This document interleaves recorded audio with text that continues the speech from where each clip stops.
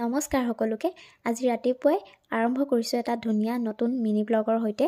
আৰু আজি ৰাতিপুৱাই গাঁৱৰে ঘৰত ছাগলী কাটিছিলে আৰু তাৰপিছত পাপাই কৈ লৈ আহিলেগৈ। আৰু তাৰপিছত মই ৰখি থকা নাই, ইফালে পাকঘৰত আহি মই আলু, পিঁয়াজ, নহৰু, আদা সকলোখিনি যোগাৰ কৰিলোঁ।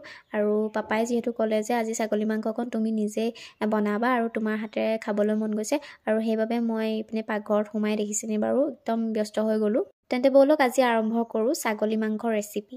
মাংসকণ যিহেতু অকণমান ডাঙৰ হৈ আছিলে আৰু ডাঙৰ হৈ থাকিলে যিহেতু নিসিজিব, সেইবাবে অকণমান সৰু কৰি ল'লোঁ। আৰু তাৰপিছত দেখিছেনে পিঁয়াজ, জলকীয়া, আদা, ৰচুন আৰু আলু এনেকৈ মই এখন প্লেটত উলিয়াই লৈছোঁ। আৰু তাৰপিছত মাংসকণত অকণমান মিঠাতেল সানি আৰু আদা ৰচুনৰ পেষ্ট অকণমান সানি দিলে মাংসকণ যিহেতু খাবলৈ সোৱাদ হয় আৰু গোন্ধও নাথাকে, গতিকে মই তেনেকৈ সানি ল'লোঁ আৰু অকণমান সময়ৰ বাবে এনেকৈ ঢাকন মাৰি ৰাখি থ'লোঁ। আৰু তেলখিনি পকাৰ পাছত পিঁয়াজ, তেজপাত, আদা ৰচুনৰ পেষ্ট আৰু জিৰা পাউডাৰ, মিট মছলা এনেকৈ সকলোখিনি তেলতেই দি ল'লোঁ। তেলত দি ল'লে আচলতে মাংসত গোন্ধটো আচলতে ধুনীয়া হয়, খাই ভাল লাগে। আৰু তাৰপিছত মাংসকণ অকণমান লৰাই দিলোঁ এনেকৈ, যাতে মাংসত তেলটো সোমায় আৰু আদা ৰচুনৰ পেষ্টখিনিও যাতে মিক্স হৈ যায় আৰু সকলোবিলাক যাতে মিক্স হৈ যায়, অকণমান সময় এনেকৈ লৰাই থাকিব লাগে। আৰু লৰাই হোৱাৰ পাছত অকণমান ঢাকন মাৰি ৰাখি দিব লাগে।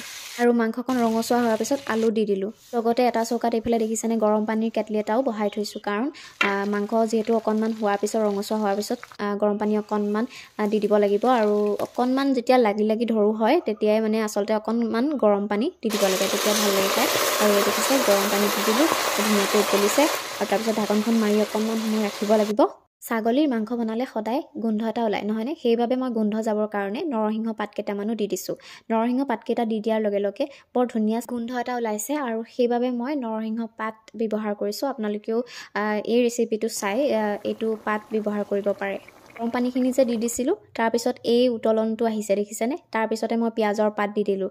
আৰু অলপ সময় থকাৰ পিছতে যেতিয়া গ্ৰেভি হ'ব, আৰু তেতিয়াই অকণমান ঢাকনখন মাৰি ৰাখিব লাগিব। আৰু মাংসটো সিজিছেনে নাই সেইটো মাজে মাজে চাই থাকিব লাগিব, তেতিয়া মাংসকণ খাই ভাল লাগিব। আৰু আলুখিনি অকণমান ভাঙি দিব লাগিব, তেতিয়া অকণমান জোলটো গ্ৰেভি নিচিনা হৈ যাব। আৰু এইফালে দেখিছেনে কুকাৰত মই 4-5টা হুইচেল মাৰি দিলোঁ। আৰু তাৰপিছতে কুকাৰত এই মাংসখিনি ভৰাই লৈ অকণমান সিজাই আছোঁ। যিহেতু ছাগলীৰ মাংসকণ বনাই থাকিলে মানে কি হয়, বহুত টান হৈ পৰে, আৰু গতিকেলৈ বহুত সিজাব লাগে। সেইকাৰণে মই প্ৰেছাৰ কুকাৰত দি দিলোঁ। প্ৰেছাৰ কুকাৰত কমেও 4-5টা চিটি মাৰিবই লাগিব, তেতিয়াহে অকণ মাংসকণ কোমল হয়। আৰু এইফালে চাওকচোন, ৰেডি হৈ গ'ল ছাগলী মাংসৰ ৰেচিপি। আৰু এইফালে দাইলকণো উতলাই ল'লোঁ, পালেং শাকৰ দাইল যিহেতু আজি বনোৱা হৈছিলে। আৰু আজি ভাতৰ থালিখনত আছিলে ছাগলী মাংস বিশেষ, আৰু ভাত, দাইল আৰু অমিতাৰ ভাজি। আৰু এইফালে দেখিছেনে চকুৱে কেনেকৈ মানে ৰখি আছে ভাত দিম বুলি, আৰু তাকো ভাত দি ল'লোঁ অলপমান। আৰু সিও ধুনীয়াকৈ খালে। আজি মাংস বুলি গম